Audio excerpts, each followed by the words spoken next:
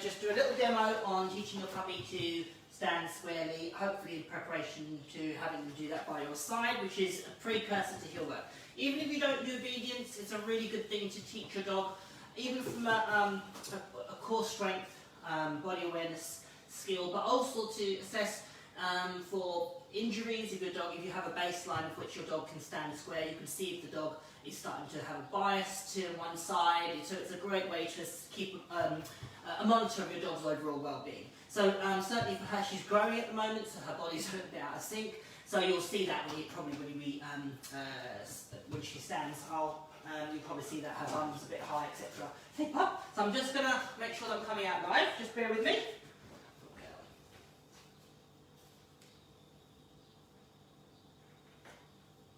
Okie dokie. So, hello, pup. So first thing we're going to do is engage her. So she's now not actually on, so she can do what she likes, but I'll switch her on, and then we'll start some training. So in my, up on the side I have some really nice treats, and I have some of her meal, which has been allocated in the morning, which is a really good thing to do with your dogs. Allocate their food in the morning and use it to train them throughout. Good girl. Obviously it's really hot here, so I'm mindful of that with the baby, not to ask too much of them. I haven't switched her on, so she can pot around. So a precursor to my dogs. Oh, that's your food, isn't it? Good girl. Good girl. A precursor to them understanding to reliably switch on and off is a really important part of focus and engagement. So long term, if my dogs compete in dog sports, ideally what I'm looking for is them to be like she is, nonchalantly mooching around, and then when I ask them to switch on. So I'm going to do that first, and then I'm going to show you some little skills with her, just about teaching her nothing complicated, really, really simple. I'm going to use these two football bones, and then I'll use the two blue blocks that you see in the background. So, ready, steady, yep. So you can see there, she animates herself. Get the tugger when she, when she hears those magic words. I've just got to be a little bit mindful of her teeth. So if you watch when I play, I tend to be very gentle with my tugging and let her do the whole work. Yes, good girl. Having her bring it back. So we're going to switch to food, which again, that's another foundation skill to be able to switch between food and toys. Thank you. Good girl. Well done. So I'm going to use my food. Go girly. Super. Just that's a bit uncomfortable in my mouth, isn't it? You right? Whoa, you did that. Normally again, so she's teething at the moment, so she's struggling to eat certain foods just because it's a bit, the mouth's a bit sore. So we'll stick with her meal. So what I'm going to shape is her to stand on these and put her front and back feet on them really simply. As you can see, she has a history of doing that already. So if your puppy's just starting out, you don't have to use wobbly cushions. You can use anything that you have in your house. 2 normal cushions off your sofa, solid boxes, platforms, anything like that are great to start this off. And what I'm looking for is her to put her front feet on one coloured cushion and her back feet on another. So we're going to give that a go. Let me just get organised with your food. Oh, there it is. Okay. So I've got her meal here, so she should.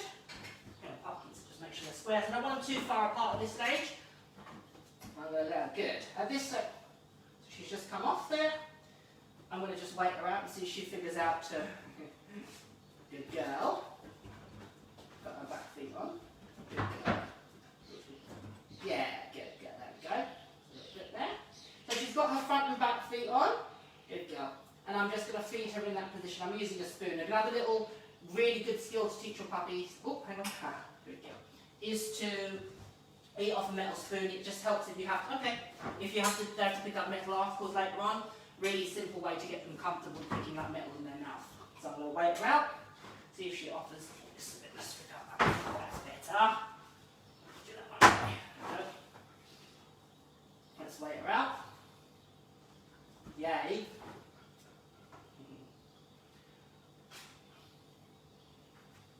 Yay, good girl. Good. So I don't. Good girl. Super. Nice. So I just start feeding. Oh, there it is. Good. Nice one. Good girl. There you go. Good. Good girl. I might have to abort the flower of the metal spoon just because she's finding it difficult with her mouth. Let's go back to hand. Good girl, pup.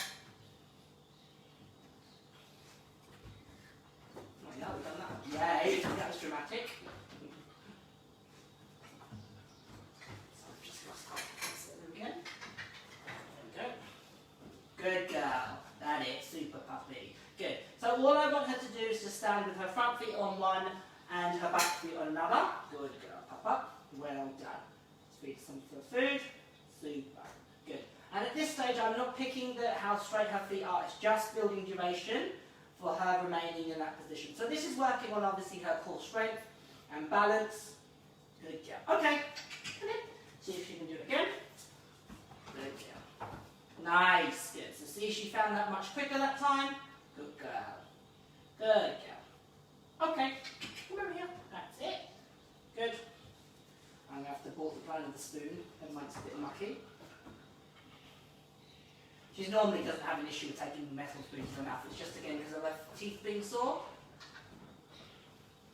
Yay, good girl. So I'd like her to be able to find it quickly from either side, okay? So now what I'm looking for is her to find that her position of a stand on the two items from either side. So one side, what often happens, okay, I'll show you this side. She finds that much easier, yeah, and quicker than if I lure her to this side. Okay, so let's do that one. So this one she tends to struggle a little bit more with, which is really normal for dogs. They always have a preference, so you want to make sure, good girl, that we take her out.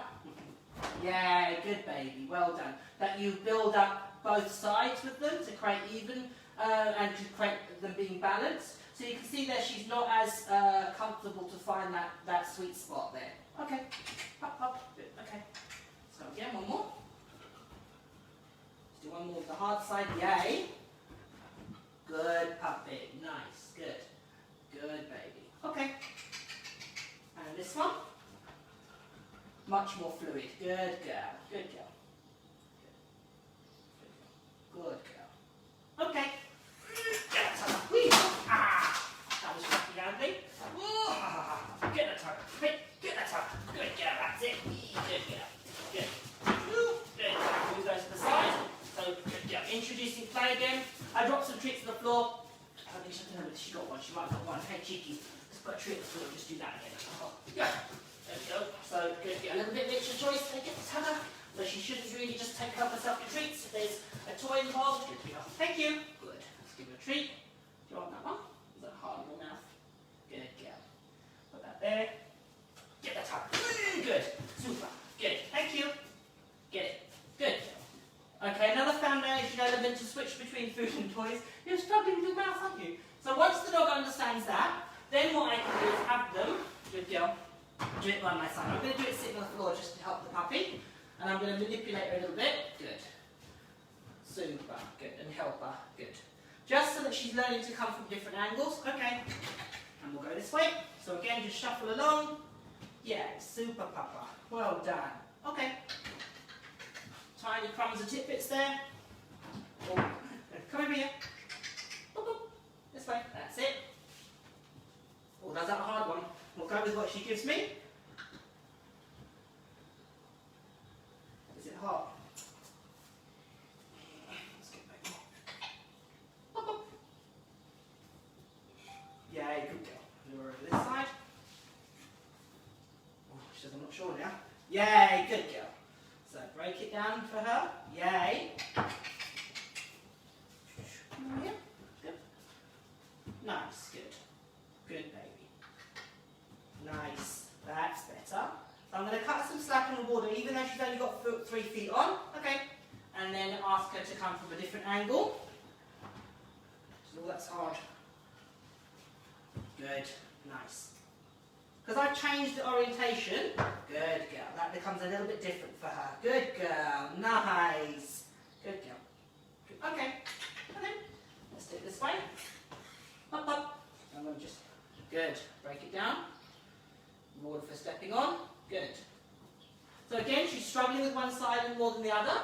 I'm going to just help her a bit more. Good. Feed her for tiny little efforts. Yay, good girl. That's better. And it's not a speed thing, this. It's just about, I know it's hard. Yay, good puppy. Well done. That was super. Nice one. Good girl. Good girl. So feeding her in position. Good girl. Okay, get it? Well done. So let's switch back to your toy. Get that toy. Ha ha ha. Nice one. Good. So just a simple little exercise there to teach as a precursor to heel work, and you'll see with Jungle how that moves on. Yeah. So I'm going to just run through very quickly hand touches. Good girl. Yeah. Well done. So hand touches you can be taught in several ways. I'm going to show you some basic ones with her. Thank you. Good. So if I just, careful. Good girl. Careful. Good girl. So the obvious way is to shape the dog doing multiple taps. Good girl. Breathe on. Yep. Good. And you can vary between feeding away from the hand. Oh, I know your mouth short. Get that one. Good girl. Good. Yep. And rewarding near the hand. Good girl. Well done. Let's switch food. Let's do that with a toy. So I can also use a toy to do that. Hey. Brilliant. Oh, that's a hard one. Yep, good. Nice, good girl. So rewarding near the hand. Good girl. Tug, tug, tug. Whoa, whoa, whoa. Okay, thank you. Well done. Yep, good. So even there, a little bit duration. Good girl. I'm just shaping her to sustain that nose contact on the hand. Good girl. Well done. Up. Thank you. Again. I know, it's hard, isn't it? How'd you get it? I'm going to wait her out. Yep, good. Nice, nice. Again, I want them to work out that they have to go to the hand to get the toy, so that's a really good bit of learning for her. Whoa, yeah, yeah. Good girl. You want more? Good girl. Thank you. Good. Yep, nice. Much more fluid there. Good girl. Well done. Good girl. So another thing that, as a puppy thing, because she's sensitive around her mouth, she's been a little bit reluctant to touch the hand, so I have backed off it. Good girl. And again, just being mindful, because if you imagine they've got to hit the hand, she actually has quite a good hand touch, or normally had, and it's actually weakened because of her mouth. I think she's just a bit sensitive around her mouth. So it's one of those things where when you hit developmental stages like that with puppies, it's wise just to back off and not make a big deal out of it, and you'll probably find that once their mouth's sorted, they'll return back to as they were. Thank you. Let's do one more. Easy one. I know. Yep, good. So we went for 2 there. Yeah, so just building up her hand touch until the dog can repeatedly tap, and then prolonging when I click so the dog starts to repeatedly tap the hand, and then building a little bit of duration. Good girl. Thank you. Well done. So, good girl. That'll do. Well done. Good pup. So, just simple things there. Stand, 4 square, and a little hand touch. I'm going to show you with Jungle how you progress those things and how they actually follow into heel work. If you have any questions, just pop them on the chat, and I'll have a look at, or on the thread, I should say, and I'll have a look at them. Good girl. Let's have a look at questions. Good girlie. Well done.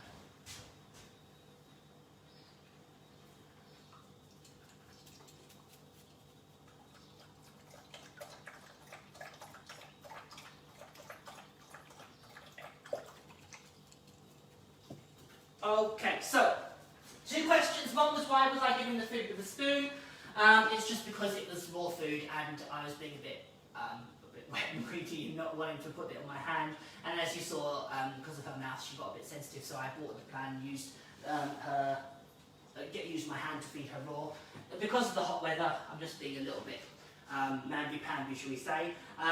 But again, it's a good way to teach your puppy to be comfortable with having metal in their mouth. If they don't, she's really good with it. It doesn't bother at all. She'll take food off a spoon. So that's a precursor to when I want to use metal articles and teach her to pick those up. She'll be comfortable with it. The other question was about if you have a dog that totally disregards toys when you have food in the equation. So there's several ways in which you can deal with that. One is to make the food exciting and prey, or to make the food make the food a toy itself. So in the Foundation VIP section course, there is a whole section about food motivated dogs and teaching them to play.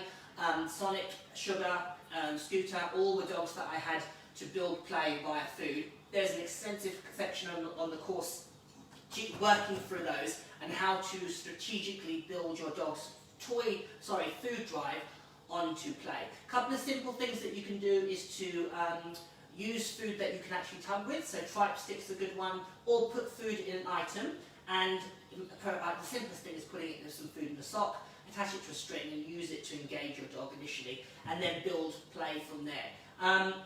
As I say, on the foundation course, there's a huge section on developing play with food-driven dogs. So again, a real great part of the course, because that's something that a lot of people struggle with.